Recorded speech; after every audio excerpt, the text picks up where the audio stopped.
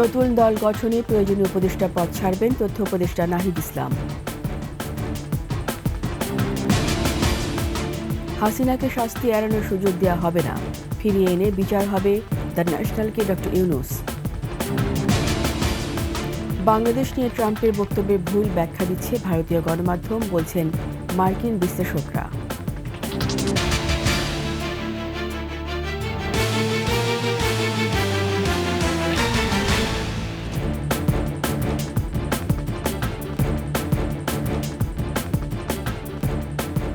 শুনছিলেন সংবাদ শিরোনাম। আমন্ত্রণ ২১ সংবাদের সাথে আছি রীতা চৌধুরী। দর্শক, ২১ টেলিভিশনের সংবাদ একই সাথে সরাসরি দেখতে পাবেন আমাদের ফেসবুক পেজ www.facebook.com/2124 অনলাইনে। সাবস্ক্রাইব করতে পারেন www.youtube.com/21TV চ্যানেলে।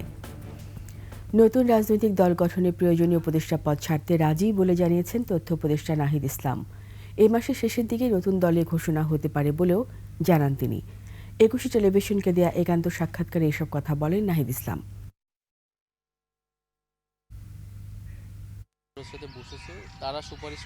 নতুন দল গঠন নিয়ে বেশ কিছুদিন ধরেই চলছে আলোচনা। এই দল গঠনের দায়িত্বে আছে জাতীয় নাগরিক কমিটি এবং বৈষম্য বিরোধী ছাত্র আন্দোলন।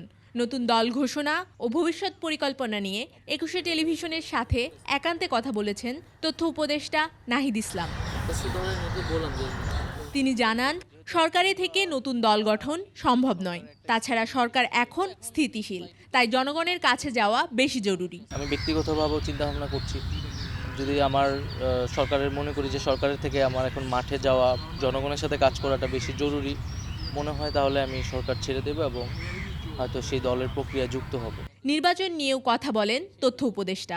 জানান, এবারের নির্বাচন হবে সম্পূর্ণ ভিন্ন। এছাড়া কাকে ভোট দেবে আর কাকে ভোট দেবে না তা নির্ধারণ করবে জনগণ। মানুষ তো আসলে গণঅভ্যুত্থান করেছে একটা নতুনত্ব, পরিবর্তন, সংস্কার, বিচার, ন্যায় বিচার ইত্যাদির প্রত্যাশা। তো সেই কমিটমেন্ট এবং আস্থা যারা বেশি দিতে পারবে, আমি মনে করি মানুষ তাদেরকে সাপোর্ট করবে। সংস্কার কমিশনের সুপারিশ যেন নির্বাচিত সরকার কার্যকর করে, সে কারণে লিখিত চুক্তির কথাও বলেন নাহিদ ইসলাম। আমাদের একটা ঐক্যমতের একটা চুক্তি বা স্মারক আসলে তৈরি করা উচিত, যে সামনের যেই আসুক সরকারে এই সংস্কারগুলো তারা অব্যাহত রাখবে। আওয়ামী লীগ নিষিদ্ধ প্রসঙ্গে নাহিদ বলেন, এটি আইনি প্রক্রিয়া। বিচারিক প্রক্রিয়ার মাধ্যমেই আসলে আমরা আওয়ামী লীগের বিষয়টা সুরাহা করব। ভারতীয় গণমাধ্যম পলাতক শেখ হাসিনা এবং আওয়ামী লীগের উস্কানির কারণেই ধানমন্ডি ৩২-এ আগুন দিয়েছে ছাত্র জনতা। সেই জিনিসটাকে কিন্তু আবার উস্কে দিচ্ছে আওয়ামী লীগ এবং শেখ হাসিনা নিজেই, এবং সেটা ভারতের প্রশ্রয়ে তারা করতেছে। ভারতের থেকে শেখ হাসিনা এই ধরনের বক্তব্য দিচ্ছে, যেটা জনগণকে বিক্ষুব্ধ করতেছে এবং জনগণ সেখানে গিয়ে হয়তো ভাঙচুর করেছে। অন্তর্বর্তী সরকারে নতুন কোনো শিক্ষার্থী আসার প্রয়োজন নেই মন্তব্য করে নাহিদ বলেন, তারা চাইলে নতুন দলে যোগ দিতে পারে। জনগণের কাছে তাদের বেশি যাওয়া প্রয়োজন। তানজিলা তাসনিম, ২১ টেলিভিশন, ঢাকা। ক্ষমতাচ্যুত শেখ হাসিনার বিচার করতে না পারলে জাতি ক্ষমা করবে না বলে জানিয়েছেন প্রধান উপদেষ্টা অধ্যাপক মোহাম্মদ ইউনূস। দুবাই সফরে থাকা প্রধান উপদেষ্টা বৃহস্পতিবার সংযুক্ত আরব আমিরাত ভিত্তিক সংবাদ মাধ্যম দ্য ন্যাশনালকে দেওয়া সাক্ষাৎকারে বলেন, হাসিনা সরকারে গুরুত্বপূর্ণ ব্যক্তিদের শাস্তি এড়ানোর সুযোগ দেওয়া হবে না। মেহেদী হাসানের রিপোর্ট। ৬ মাস হলো শেখ হাসিনার পতনের। ক্ষমতা ধরে রাখতে হাসিনার গুম, খুন, গণহত্যার ফিরিস্তি এখন সবার জানা। মানবাধিকার লঙ্ঘন ও গণহত্যা যে শেখ হাসিনার নেতৃত্বেই হয়েছে তা জাতিসংঘের তথ্য অনুসন্ধান দলের রিপোর্টেও স্পষ্ট। এমন পরিস্থিতিতে হাসিনা ও তার সহযোগীদের বিচার এখন গণদাবি। আমিরাত ভিত্তিক সংবাদ মাধ্যম ন্যাশনালকে দেওয়া সাক্ষাৎকারে ডক্টর ইউনূসও এ ব্যাপারে তার অঙ্গীকার পুনর্ব্যক্ত করেন। We already started the legal process. So we are hoping that the legal process will continue and will bring him to the justice. It has to happen, otherwise people will not forgive us. ভারতের কাছে হাসিনাকে ফেরত চাওয়া সহ বিচারের আইনি প্রক্রিয়া এরই মধ্যে শুরু হয়েছে বলেও জানান প্রধান উপদেষ্টা। We sent notice to India that she should be repatriated. We are trying her because we have lots of evidence, including the UN High Commissioner's report on human rights, This is a testimonial to everything they have done. They have documented, the UN has documented in this. প্রয়োজনীয় সংস্কার শেষে আবারও ডিসেম্বরের মধ্যে জাতীয় নির্বাচনের আশা doctor ইউনূসের। Now we are building a new commission for consensus building, National Consensus Building Commission. We take these recommendations and go to all the political parties, civil societies, which one you like to implement now, which one you would like to implement in future, which one you don't want to implement at all. That just because they recommend it doesn't mean you have to accept it. So we go through this process, and our hope is at the earliest we can hold the election by December this year. আগামী নির্বাচন বাংলাদেশের ইতিহাসের সেরা নির্বাচন হবে বলেও আশা প্রকাশ করেন doctor Yunus. Reliable and visible, transparent election. Mehedi Hasan, 21 television, Dhaka. ওয়াশিংটনে সফররত ভারতের প্রধানমন্ত্রী নরেন্দ্র মোদীর সঙ্গে বৈঠকের পর বাংলাদেশ ইস্যুতে মার্কিন প্রেসিডেন্ট ডোনাল্ড ট্রাম্পের মন্তব্য নিয়ে চলছে আলোচনা সমালোচনা। ভারতীয় বিভিন্ন গণমাধ্যম ট্রাম্পের মন্তব্য ভুলভাবে ব্যাখ্যা করলেও মার্কিন কূটনৈতিক ও বিশেষজ্ঞরা বলছেন ভিন্ন কথা। সামাজিক যোগাযোগ মাধ্যমে দেওয়া পোস্টে জানান, দায়িত্ব নয়, মোদীকে বাংলাদেশ নিয়ে কথা বলার সুযোগ দিয়েছেন ট্রাম্প। বিস্তারিত দুলি মল্লিকের ডেস্ক রিপোর্টে। ওয়াশিংটনে ভারতের প্রধানমন্ত্রী নরেন্দ্র মোদীর সঙ্গে মার্কিন প্রেসিডেন্ট ডোনাল্ড ট্রাম্পের দ্বিপাক্ষিক বৈঠকে বাংলাদেশ ইস্যু নিয়ে যে আলোচনা হবে তার ইঙ্গিত আগেই দিয়েছিল দিল্লি। ওভাল অফিসে কাঙ্ক্ষিত এই ইস্যু নিয়ে সাংবাদিকের প্রশ্ন, বাংলাদেশে সম্প্রতি রাজনৈতিক পট পরিবর্তনে বাইডেন প্রশাসনের ডিপ স্টেটের ভূমিকা ছিল কিনা, যার স্পষ্ট জবাব দেন ট্রাম্প। এরপরই পাশে বসে থাকা মোদীকে ইঙ্গিত করে বাকি উত্তর দেওয়ার জন্য বলেন ট্রাম্প।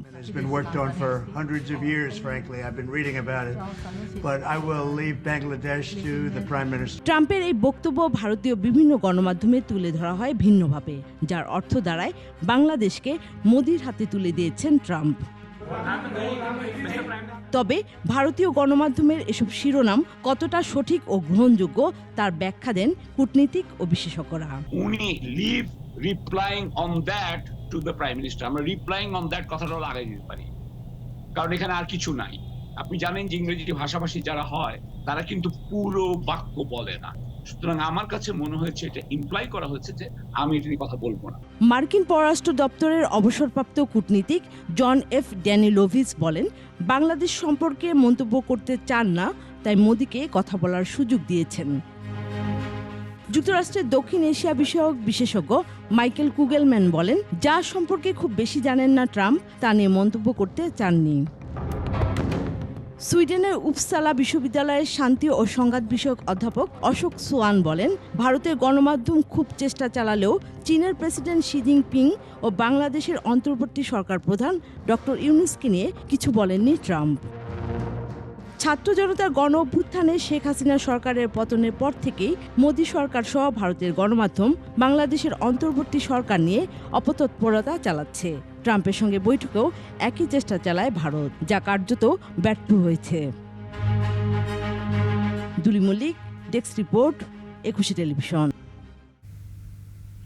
যথাযোগ্য মর্যাদায় পালিত হচ্ছে পবিত্র শবে বরাত। কোরআন ও হাদিস মতে এটি সৌভাগ্য আর রহমতের রজনী, আর তাই মহান আল্লাহর অনুগ্রহ লাভের আশায় নফল নামাজ, তসবিহ, তাহলিল আর কোরআন তেলাওয়াতে ব্যস্ত সময় পার করছেন ধর্মপ্রাণ মুসলমানরা। মোহাম্মদ হাফিজের ক্যামেরায় মানিক শিকদারের রিপোর্ট।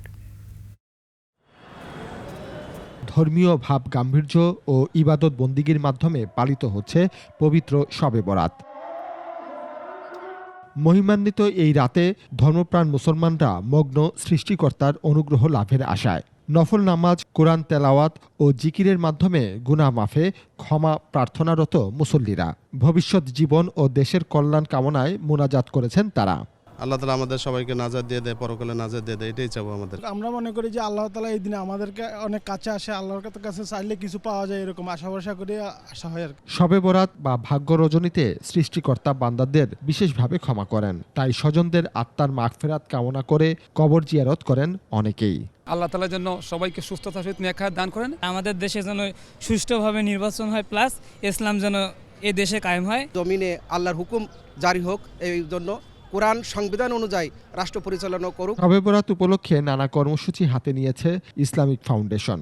ইবাদত বন্দেগীর মধ্য দিয়ে সবার মঙ্গল কামনায় এই মহিমান্বিত রাত পালন করবেন মুসল্লিরা, এমন প্রত্যাশা আলেমদের। মানিক শিকদার, 21 টেলিভিশন, ঢাকা। নিচ্ছি সংবাদ বিরতি। যখন ফিরব তখন অন্যান্য খবরের সঙ্গে আরও থাকবে।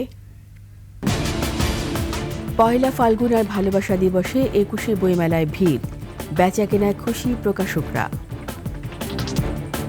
আবার আমন্ত্রণ 21শে সংবাদে। ফরিদপুরে বরযাত্রীবাহী বাস খাদে পড়ে অন্তত 30 জন আহত হয়েছেন। রাত 10টার দিকে ঢাকা বরিশাল মহাসড়কের ফরিদপুরের নগরকান্দা এলাকায় এই দুর্ঘটনা ঘটে। পুলিশ জানায় ফরিদপুরগামী বরযাত্রীবাহী বাসটি ববুকদিয়া এলাকায় পৌঁছলে নিয়ন্ত্রণ হারিয়ে খাদে পড়ে যায়। এতে অন্তত 30 জন আহত হন। ভাঙা হাইওয়ে পুলিশ কর্মকর্তা জানান, দুর্ঘটনায় গুরুতর আহত কয়েকজনকে হাসপাতালে পাঠানো হয়েছে। খবর পেয়ে ফায়ার সার্ভিস ও হাইওয়ে পুলিশের সদস্যরা উদ্ধার কাজে যোগ দেন।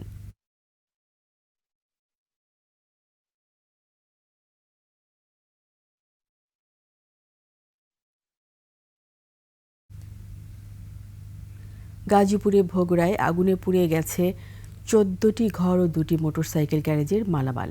ফায়ার সার্ভিস জানায়, রাত 9টার দিকে ভোগড়ায় মোটরসাইকেল ওয়ার্কস ও কলোনি টিনশেড ঘরে আগুন লাগে। অল্প সময়ের মধ্যে আশেপাশে ছড়িয়ে পড়ে আগুন। ভোগড়া মডার্ন ফায়ার সার্ভিসে 3টি ইউনিট আধ ঘন্টায় আগুন নিয়ন্ত্রণে আনে। ফায়ার সার্ভিসের কর্মকর্তা জানান, আগুনে মোটরসাইকেল পার্টসের গ্যারেজ সহ টিনশেড কলোনি 14টি ঘর পুড়ে গেছে। আগুন লাগার কারণ ও ক্ষয়ক্ষতির পরিমাণ জানা যায়নি।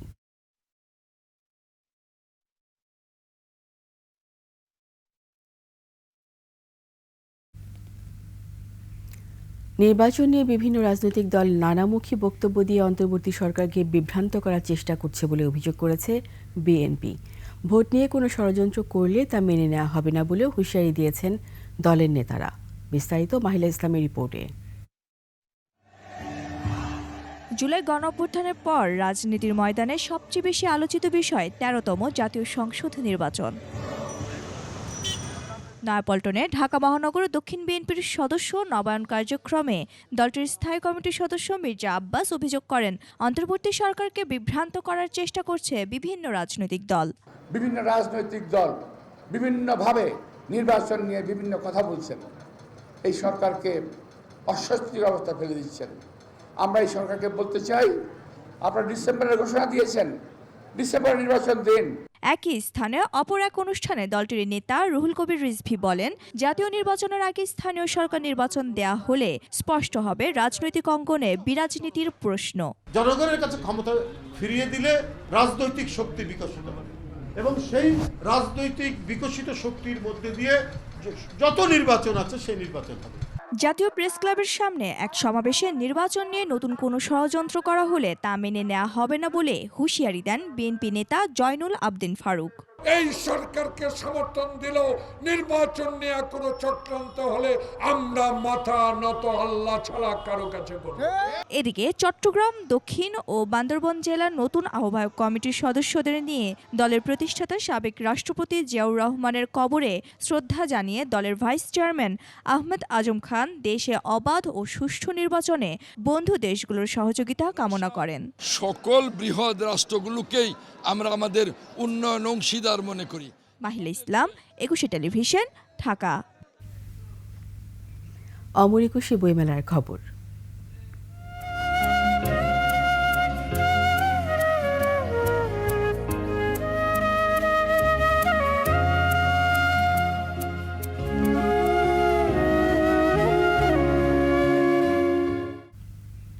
পহেলা ফাল্গুন আর বিশ্ব ভালোবাসা দিবসের ঢেউ আছড়ে পড়েছে অমর 21 বইমেলায়। পরিবার পরিজন কিংবা তরুণ তরুণী সকলেই প্রিয়জনকে উপহার দিয়েছেন বই। আরও জানাচ্ছেন প্রণব চক্রবর্তী। ফাগুনের আগুন শেষে ভালোবাসার রঙে রাঙালো অমর 21 বইমেলা। ফাগুনের ডাক আর বসন্তের আবাহনে সাড়া দিয়ে শেষ বেলায় বইমেলায় ছুটে এসেছেন হাজারো বইপ্রেমী। মেলার প্রাঙ্গণ ছিল ক্রেতার চেয়ে বেশি পরিবার আর বন্ধুদের সঙ্গে বেড়াতে আসার স্থান।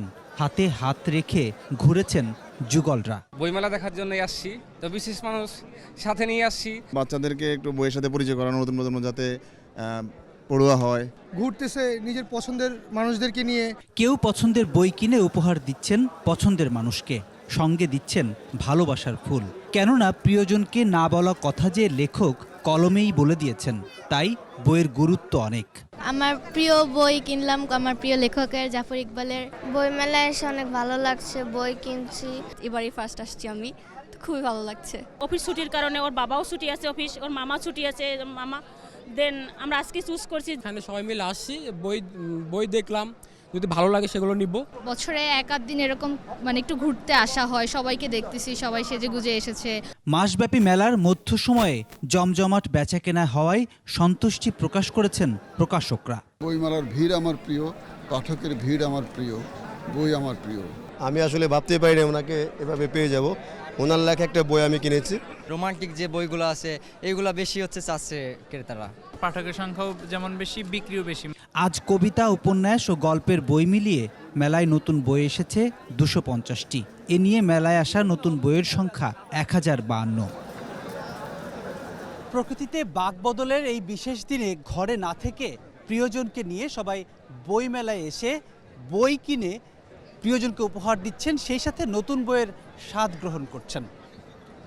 বিশেষ এই মুহূর্তগুলোকে আরও বিশেষ করে তোলার জন্য বইমেলা হতে পারে উত্তম জায়গা। প্রণব চক্রবর্তী, 21 টেলিভিশন, অমর 21 গ্রন্থমেলা, ঢাকা। এর সাথে 21 সংবাদ শেষ করছি। যাবার আগে সংবাদ শিরোনামগুলো আরও একবার। নতুন দল গঠনের প্রয়োজনীয় উপদেষ্টার পদ ছাড়তে রাজি তথ্য উপদেষ্টা নাহিদ ইসলাম। হাসিনাকে শাস্তি এড়ানোর সুযোগ দেওয়া হবে না, ফিরিয়ে এনে বিচার হবে, দ্য ন্যাশনালকে ডক্টর ইউনূস। বাংলাদেশ নিয়ে ট্রাম্পের বক্তব্যের ভুল ব্যাখ্যা দিচ্ছে ভারতীয় গণমাধ্যম, বলছেন মার্কিন বিশ্লেষকরা।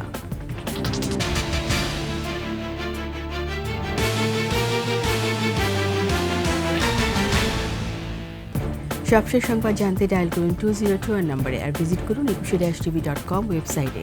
ফেসবুকে ভিজিট করতে পারেন www.facebook.com/2124 অনলাইনে। সাবস্ক্রাইব করতে পারেন www.youtube.com/21tv চ্যানেলে। এতক্ষণ সঙ্গে থাকার জন্য সবাইকে ধন্যবাদ। পরবর্তী সংবাদ দেখার আমন্ত্রণ রইল। 21-এর সাথেই থাকুন।